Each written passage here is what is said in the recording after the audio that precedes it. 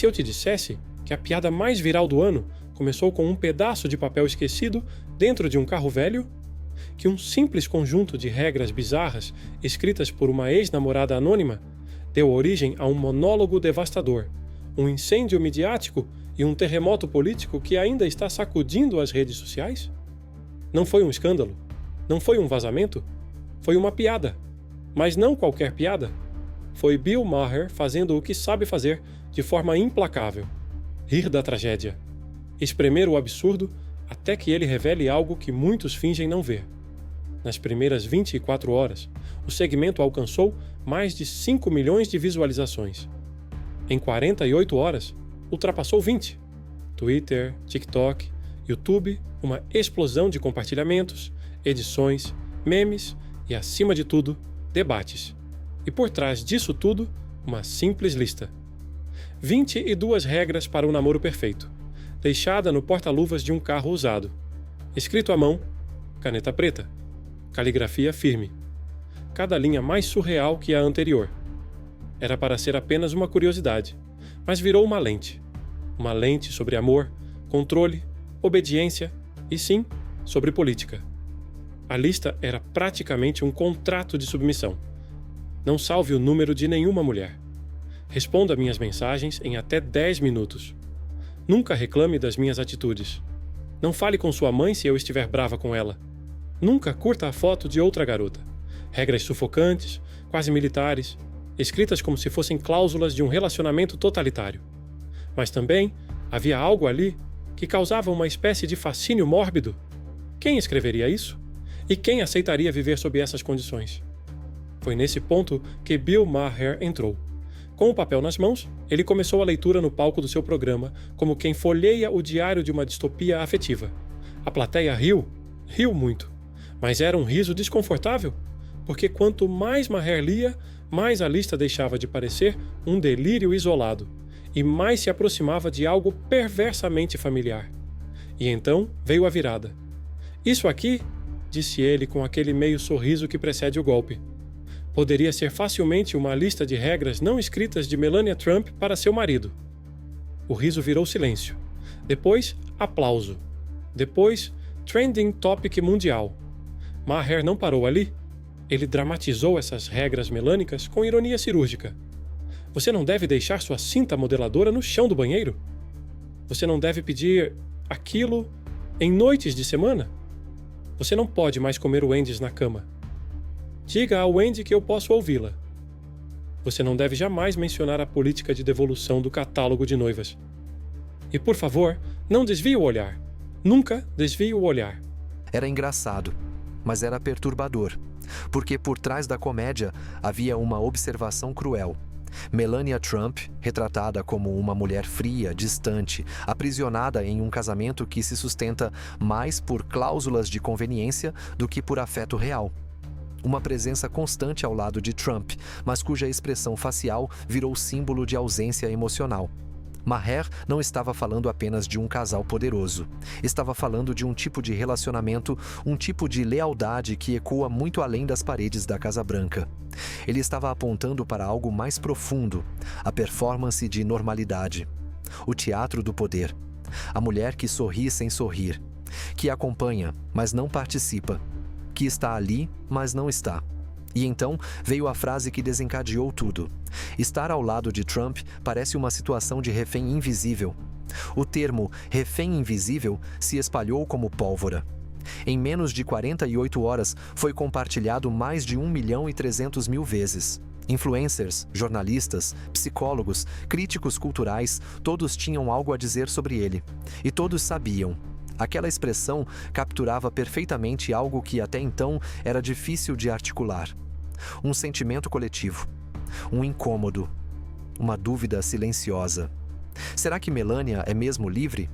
Ou será que, como tantas outras pessoas presas a estruturas disfuncionais, ela apenas cumpre seu papel enquanto o mundo a assiste?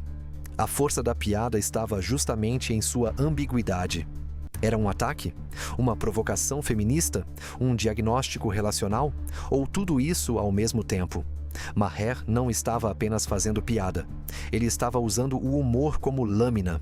cortando a superfície para expor o que está embaixo. A lista das 22 regras virou mais do que uma curiosidade, tornou-se um espelho. Um reflexo daquilo que aceitamos, daquilo que normalizamos, daquilo que chamamos de amor, lealdade ou parceria, mas que talvez seja apenas controle, dependência ou medo. Não demorou para a máquina da internet entrar em ação. Vídeos de reação explodiram, gente lendo a lista em voz alta, gente recriando os mandamentos de Melania, memes comparando fotos da ex-primeira-dama com obras de arte tristes, estátuas romanas, pôsteres de filmes de terror. A expressão vazia de Melania virou ícone. O termo refém invisível virou uma hashtag. E Maher virou vilão e herói ao mesmo tempo. Alguns disseram que ele foi longe demais. Outros que finalmente alguém teve coragem de dizer o que precisava ser dito. Críticos pró-Trump acusaram Maher de misoginia, de atacar uma mulher que nunca pediu para estar no centro da política. Fãs do comediante defenderam a crítica como legítima e necessária. Especialistas começaram a debater o conceito de solidão institucional, a ideia de que mulheres em posições públicas muitas vezes são tratadas como acessórios de poder, mesmo quando são vítimas dele. E então, uma nova pergunta surgiu. Se Melania é um refém invisível, quantas outras também são? Quantas mulheres sorriem em silêncio, em casamentos, empregos, partidos políticos, fingindo estar no controle, quando na verdade estão apenas tentando sobreviver? Algumas revoluções começam com discursos, outras com silêncios, e algumas bem com piadas. Mas o que acontece quando a piada toca uma verdade tão incômoda, tão próxima da realidade, que o riso trava na garganta? Na continuação do seu monólogo viral, Bill Maher fez exatamente isso. Ele estendeu a metáfora da refém invisível até seu limite emocional e político e apontou uma arma retórica carregada direto para o coração do trumpismo. Só que dessa vez, o gatilho não era um juiz, nem um jornalista, nem um rival democrata. Era uma mulher. Especificamente, duas. Melania Trump, Laura Loomer. Mas antes de entender como essas duas figuras tão diferentes entraram no mesmo palco e por que isso importa mais do que parece, precisamos voltar a um conceito que Maher sutilmente plantou no solo fértil da cultura pop: o poder do ultimato. O poder da mulher não está apenas em fazer o que os homens fazem, está também no que só elas conseguem fazer: dar o ultimato. Essa foi a linha, o ponto de virada, o momento em que o riso virou introspecção. Porque se há algo que atravessa séculos, culturas e classes sociais, é isso: o ultimato emocional. Aquela hora em que a mulher, depois de tanto suportar, tanto engolir, tanto fingir que está tudo bem, diz: ou você muda ou eu vou embora. E foi aí que Maher lançou a hipótese mais provocativa da noite. Se ninguém consegue parar Donald Trump, talvez só ela possa: Melania. Essa não é só uma piada, é uma ferida coletiva. Quantas pessoas você conhece que estão presas em relacionamentos onde o poder é unilateral, onde a admiração virou obediência, onde o silêncio virou sobrevivência? A piada de Maher bateu fundo porque ela ressoou com algo real, algo íntimo, algo que todos, em algum momento da vida, já viram ou viveram. A mulher que carrega o fardo de estar ao lado de alguém que ninguém mais consegue controlar. A parceira que sorri nas fotos, mas que carrega nos olhos um pedido de socorro. A mãe, a filha, a esposa que sabe que sua saída pode ser o único golpe que realmente machuca. Maher brincou dizendo que Melania poderia salvar o mundo se simplesmente o deixasse por outro homem, e de preferência mexicano. Mas então entra em cena Laura Loomer. Para quem não a conhece, Laura Loomer é uma ex-candidata ao Congresso, uma ativista política, uma das mais barulhentas apoiadoras de Trump nas redes sociais. Ela se define como investigadora independente e já foi banida de praticamente todas as plataformas digitais por espalhar teorias da conspiração e discursos de ódio. É como se alguém tivesse cruzado uma militante extremista com um influenciador sedento por likes e colocasse um megafone na mão dela. Maher ironiza: 12 candidatos republicanos tentaram parar Trump e falharam. Hillary Clinton falhou. O partido dos Never Trumpers falhou. Robert Mueller falhou. Existe alguém que ainda pode pará-lo? Porque Loomer representa tudo que é barulhento, descontrolado e cego dentro do movimento trumpista. Uma máquina de raiva. Um avatar do caos. Enquanto Melania representa o oposto. O silêncio, o distanciamento, a fachada de controle. Uma presença contida que, justamente por ser contida, é ainda mais poderosa. O contraste não poderia ser maior e Maher sabe disso. Ele propõe que, numa cultura de culto à personalidade, onde homens como Trump são adorados como semideuses por seus seguidores, a única figura capaz de desestabilizar o sistema não é um rival, mas sim uma esposa que se recusa a aplaudir. Porque, sejamos honestos, quantas Melanias você conhece? A mulher que segura as pontas, que não se posiciona, que assiste tudo calada, mas cujos olhos gritam em silêncio, que parece estar lá porque quer, mas talvez esteja apenas cumprindo um papel. Alguém que parece intocável, inalcançável, mas que pode ser tão humana quanto qualquer uma que você conhece. E se ela realmente desse o ultimato? E se Melania, a figura que se tornou ícone de apatia, fosse a centelha final que Trump nunca esperava? Maher diz: não é antifeminista dizer que as mulheres têm poder, inclusive o poder de negar. Essa frase, dita num tom quase leve, bateu como um soco em muitos, porque, durante décadas, o discurso feminista se concentrou em igualdade de direitos e com razão. Mas existe também um poder ancestral, invisível, muitas vezes desvalorizado. O poder de retirar o afeto, o apoio, a presença, a cumplicidade. Não é submissão, é estratégia, é sobrevivência. Na política, isso vale dobrado. Imagine o impacto que teria uma carta pública de Melania dizendo "não apoio mais", ou um vídeo curto em que ela diz apenas "chega". A base de Trump desmoronaria? Talvez não. Mas a imagem dele, cuidadosamente construída sobre virilidade, lealdade e sucesso, começaria a rachar. E não há império que sobreviva ao riso quando ele vem de dentro da própria casa. Mas Maher não ficou só na provocação. Ele mostrou o jogo todo. Ele expôs a engrenagem da cultura de personalidade como quem desmonta um relógio antigo. Vivemos em uma era onde a política virou entretenimento e os políticos viraram personagens de reality show. Nesse novo jogo, a verdade importa menos do que a narrativa. A lógica importa menos do que a lealdade. Maher brincou, ironizou, mas também desmascarou.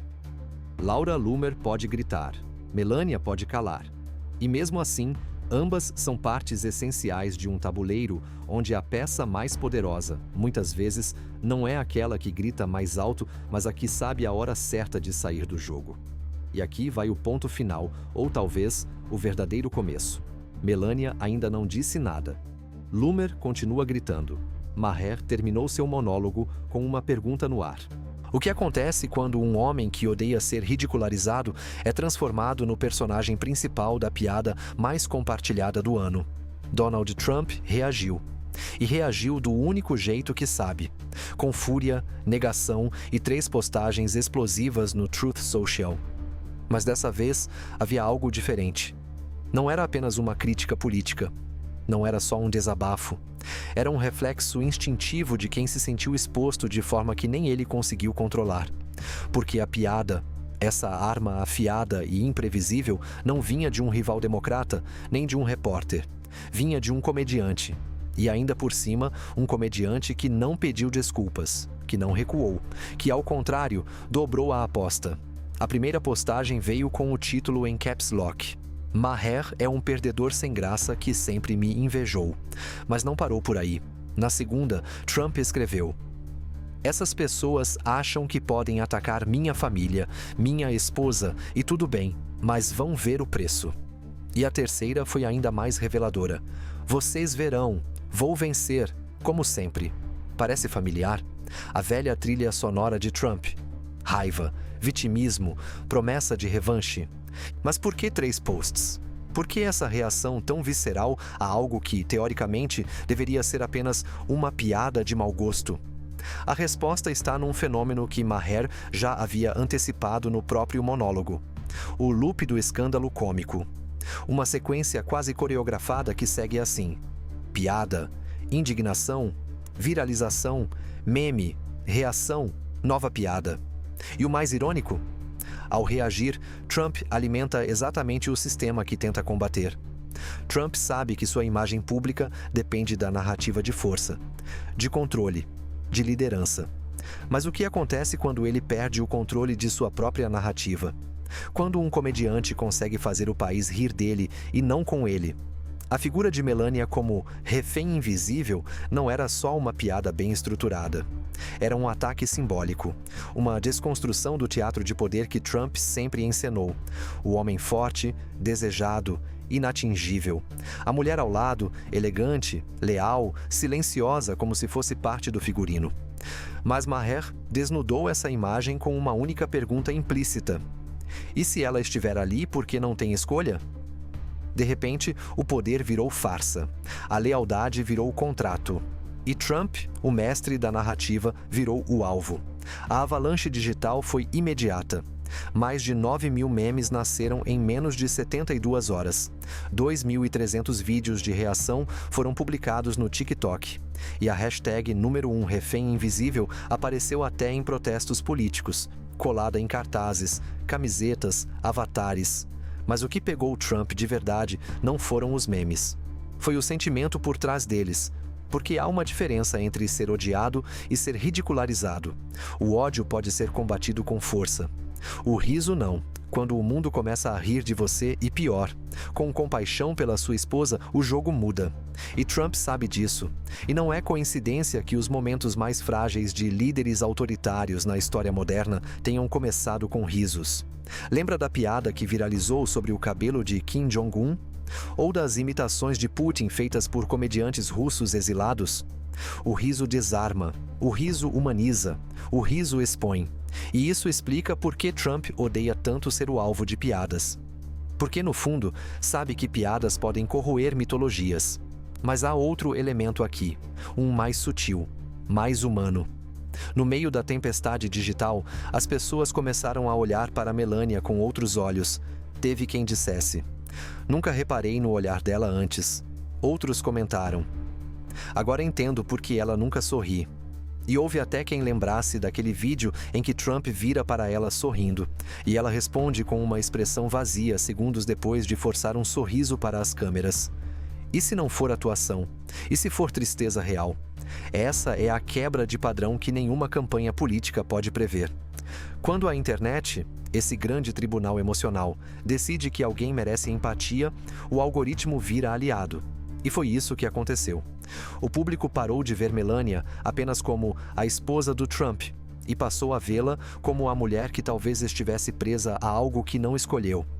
Trump sentiu o golpe e respondeu como sempre respondeu, atacando. Mas algo escapou do seu controle. Dessa vez, ele não estava enfrentando um adversário político. Estava lutando contra um sentimento, contra uma imagem, contra uma narrativa que não podia ser desmentida com números ou estatísticas porque ela era construída em olhares, silêncios e sensações. Se até os líderes mais poderosos do planeta podem ser desconstruídos com uma piada, o que isso diz sobre o poder em si?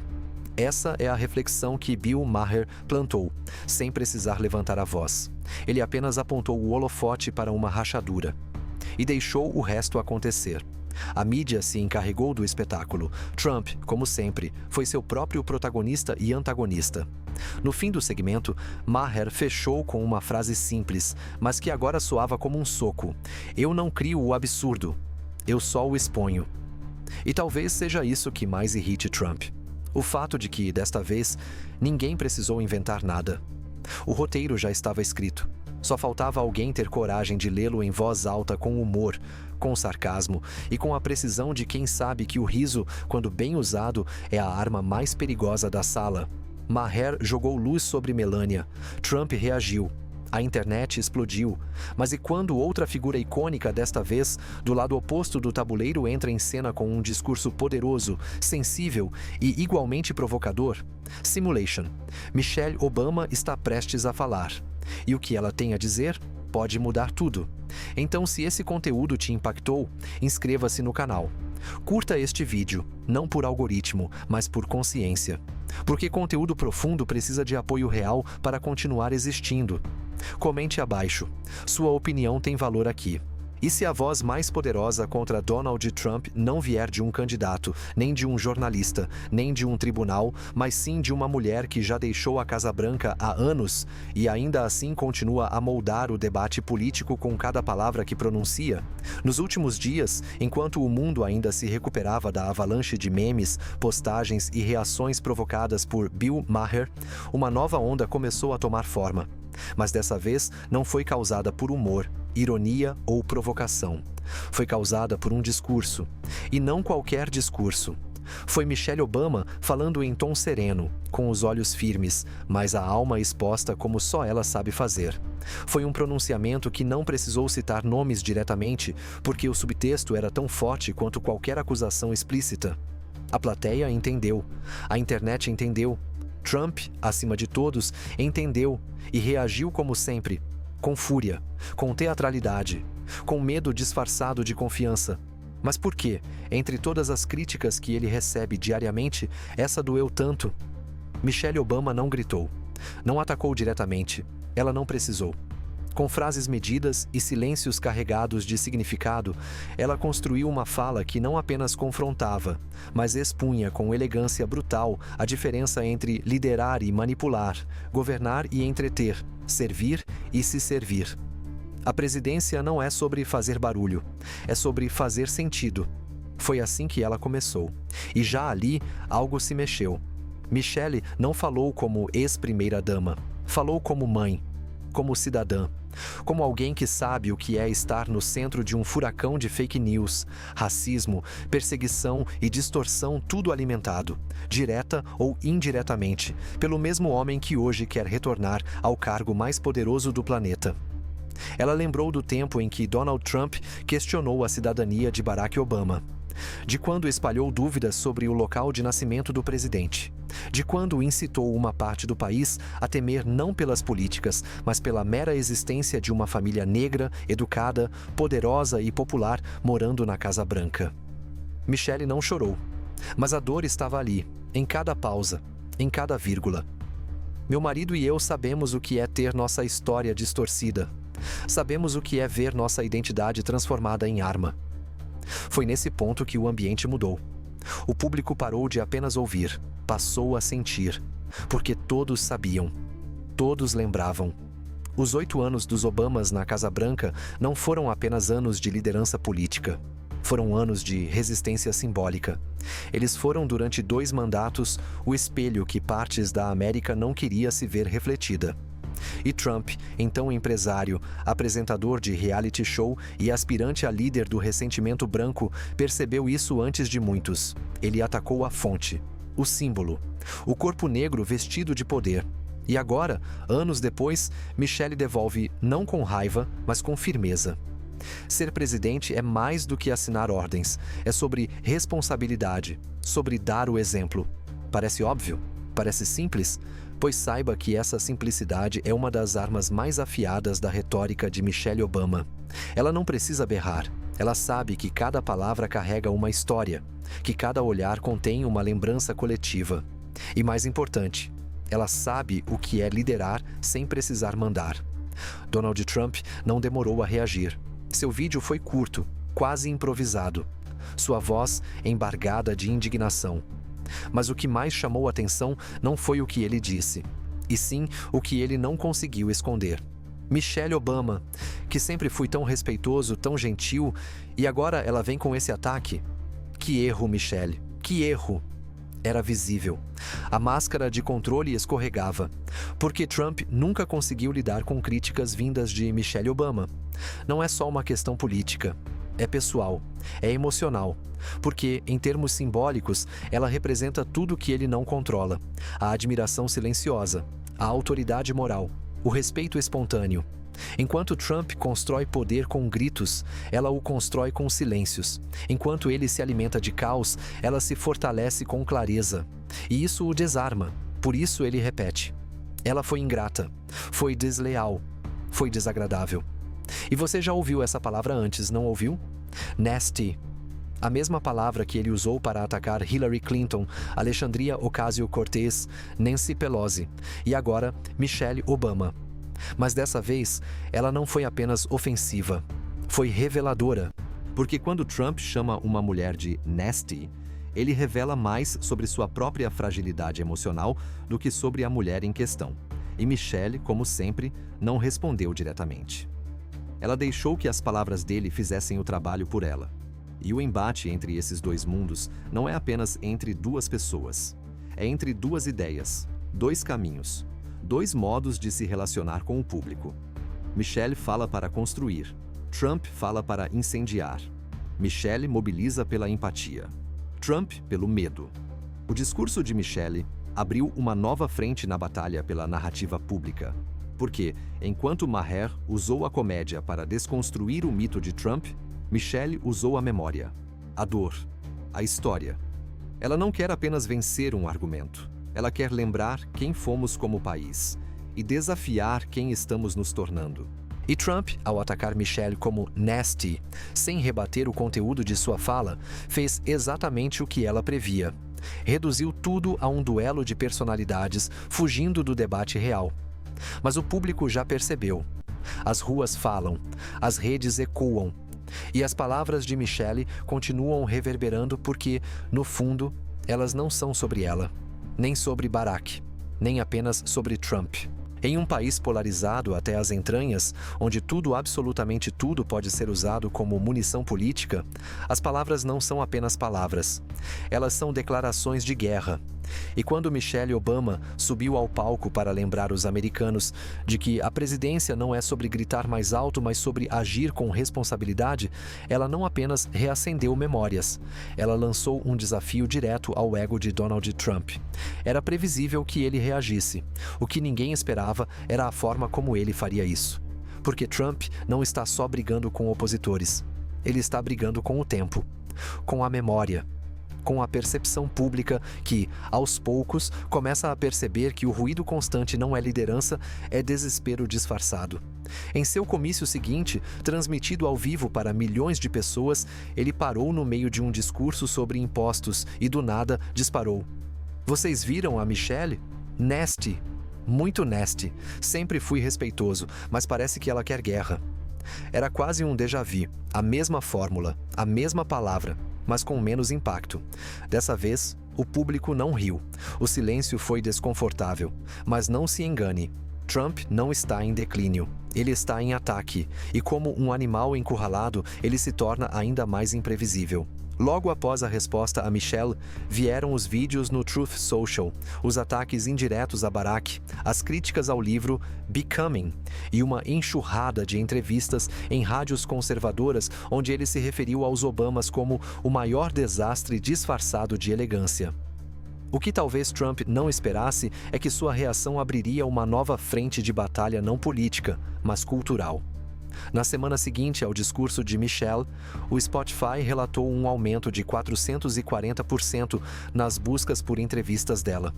O documentário Becoming subiu ao top 10 da Netflix novamente.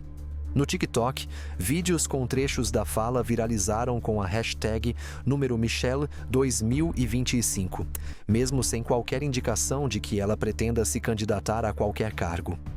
Enquanto isso, Trump aparecia em vídeos parodiados, gritando contra o vento. Literalmente. Uma edição mostrava ele bradando em um campo vazio enquanto legendas diziam "lutando contra o bom senso". Não foi apenas a fala de Michelle que ressoou, foi o contraste. E é esse contraste que está moldando a próxima fase do embate. Porque quando a forma de liderar é medida pela capacidade de destruir, e não de construir, o público começa a sentir o peso. Donald Trump sempre entendeu a política como espetáculo. Desde os tempos de The Apprentice, ele construiu sua imagem como o homem que resolve tudo com uma frase de efeito. Mas a audiência está cansando, e os números mostram isso. Nos últimos 6 meses, a taxa de engajamento nas postagens de Trump caiu 37%. Sua audiência no Truth Social estagnou. E segundo o relatório do MIT Media Lab, o número de veículos que publicam seus comunicados caiu pela metade desde 2021. Trump ainda grita. Mas parece que menos gente está ouvindo. Michelle, por outro lado, fala uma vez. E o mundo escuta por semanas. Isso não significa que ele está fora do jogo, muito pelo contrário. Mas significa que o jogo mudou. E talvez, só talvez, ele ainda esteja jogando com regras antigas, sem perceber que o público está mudando de canal. Trump sempre se vendeu como o forte, o que enfrenta inimigos, o que não recua. Mas existe um perigo nesse mito. Líderes que se apoiam apenas na força, sejam reais ou simbólicas, acabam cercados por ecos. E quando a realidade bate à porta, quando o eleitor quer estabilidade, empatia, visão, o rugido da força começa a parecer vazio. Michelle mostrou isso com sua fala. Não prometeu vingança, não invocou ódio. Ela apenas lembrou. E essa memória tem mais poder do que qualquer grito de palco. E se eu te dissesse que um país considerado por muitos como o vizinho educado dos Estados Unidos está, neste exato momento, desafiando abertamente o poder militar e político da maior superpotência do planeta? Que o Canadá, o mesmo Canadá que por décadas caminhou na sombra estratégica de Washington, agora olha para o sul e diz: não mais. Isso não é apenas uma crise diplomática. É o início de uma nova era, porque pela primeira vez em muito tempo, os Estados Unidos estão ouvindo um sonoro não de um aliado que sempre foi visto como previsível, confiável e obediente. E tudo começou com uma ameaça que Donald Trump achou que o Canadá engoliria calado. Uma tarifa de 100% sobre o setor automotivo canadense. Ele pensou que o medo bastaria, mas subestimou o que uma nação faz quando sua soberania é colocada em xeque. O que veio depois foi uma cadeia de decisões que já estão reconfigurando o equilíbrio militar do Ocidente. O congelamento de um acordo de 19 bilhões de dólares para a compra de 88 caças F-35 da Lockheed Martin, o início de uma reavaliação da dependência tecnológica dos Estados Unidos e, o mais ousado de todos, um movimento claro em direção à autonomia militar completa. A faísca acendeu em horário nobre. Durante uma entrevista na Fox News, Trump, inflamado como sempre, soltou a bomba. Se o Canadá não parar com esse fluxo absurdo de imigrantes ilegais cruzando a fronteira norte, vamos colocar uma tarifa de 100% sobre os carros deles. Vamos esmagar esse setor até eles aprenderem quem manda aqui. Minutos depois, as redes canadenses interromperam a programação para exibir a resposta oficial do primeiro-ministro Mark Carney. O Canadá não é um satélite dos Estados Unidos e não aceitaremos chantagens econômicas vindas de ninguém, nem hoje, nem nunca. A frase correu o mundo. Mas foi a reação doméstica que surpreendeu. 79% dos canadenses apoiaram imediatamente a resposta de Carney, segundo a Ipsos. Para um país conhecido pela moderação, esse nível de unidade era inédito. O que começou como uma disputa sobre fronteiras se transformou em algo maior. Uma discussão sobre identidade nacional, dignidade e o preço da independência. A resposta mais simbólica veio poucos dias depois. O cancelamento da compra dos caças F-35, um negócio bilionário que vinha sendo negociado há mais de uma década. O Canadá já havia encomendado os primeiros 16 aviões. Os contratos estavam assinados, os pagamentos iniciais feitos, mas, como disse um oficial anônimo do Ministério da Defesa canadense, não faz sentido comprar armas de quem tenta nos dobrar por meio do medo. E essa decisão desencadeou um efeito dominó. Portugal, outro membro da OTAN, seguiu o exemplo e também anunciou o cancelamento da sua parte no programa F-35. E dentro da própria União Europeia, a discussão começou a esquentar. Por que continuar investindo em uma aliança militar onde o líder trata os aliados como subordinados? E o que mais impressiona é que, por trás de cada decisão, não há histeria, nem espetáculo. Há cálculo, estratégia, clareza. Se não serão os F-35, então o que o Canadá pretende usar para proteger seus céus, suas fronteiras, seu Ártico? A resposta veio de Estocolmo. O governo canadense iniciou negociações avançadas com a fabricante sueca CAB para adquirir o Gripen E, um caça mais barato, mais fácil de manter e detalhe crucial com capacidade de pouso em pistas improvisadas, essencial para as condições inóspitas do norte canadense. Mas a negociação vai além de aeronaves. A proposta sueca inclui transferência de tecnologia e produção dos caças em solo canadense. Isso significa empregos, inovação, crescimento interno e uma guinada ousada: construir e não apenas comprar sua própria segurança. Enquanto isso, empresas como KE Inc. e General Dynamics Land Systems já estão expandindo suas operações em Ontário e Montreal, desenvolvendo desde simuladores de voo até sistemas de vigilância aérea e terrestre. Hoje, o setor de defesa canadense gera mais de 64 mil empregos diretos e movimenta quase 10 bilhões de dólares por ano, com mais de 60% disso vindo de exportações. O Canadá não está apenas respondendo a uma ameaça, está reposicionando-se como ator militar autônomo no cenário global. E a pergunta inevitável surge: se aliados como Canadá e Portugal estão pulando fora do barco dos F-35, o que acontece com a coesão da OTAN? Oficialmente, a aliança permanece, mas nos bastidores, o ruído cresce. Diplomatas europeus estão questionando se os Estados Unidos, sob Trump, ainda são um pilar confiável. O eixo atlântico, antes sólido, começa a trincar. A Alemanha e a França, já líderes do Rearm Europe Initiative, estão sugerindo que a Europa precisa ter uma doutrina de defesa independente, ou seja, menos dependência do Pentágono, mais fabricação e decisões estratégicas dentro do continente. Agora, um dado que passou despercebido por muitos. Dias após o cancelamento do contrato dos F-35, o Canadá começou a negociar com a Noruega e o Japão acordos de compra de sistemas navais e radares em moedas locais. Nada de dólar. É um movimento sutil, mas que reforça o desejo de diversificar, não só em tecnologia, mas também na moeda de referência. Menos dependência do dólar, menos vulnerabilidade ao sistema financeiro americano, mais liberdade de ação. E quem está de olho nisso? A China. Não seria surpresa ver, nos próximos meses, Pequim tentando se aproximar discretamente de Ottawa, oferecendo acesso a tecnologias de vigilância, satélites ou mesmo cooperação industrial, não por afinidade ideológica, mas porque o vácuo deixado por Washington não fica vazio por muito tempo. E se te contassem que a maior ruptura geopolítica das últimas décadas não começou com uma invasão, um golpe de Estado ou um tratado assinado às pressas, mas com uma recusa? Um simples não.